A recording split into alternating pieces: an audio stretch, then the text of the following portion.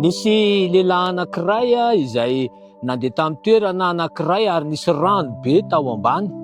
Dia nisy tetezana lava be teo ambonin'ilay rano ary natahotra izy niampitan'io rano io. Tena natahotra, nangofotra, tsy sa ity lehilahy ity.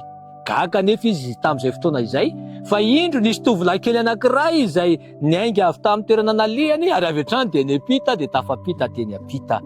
Nantany ilay lehilahy avy teo niantso an'ilay tovolahy hoe ary naninona ianao tsy natahotra, naninona ianao ny tafapita? Dia hoe ity tovolahy kely ity nanao hoe satria fantako fa ny dadako ny nanamboatra ity tetezana ity.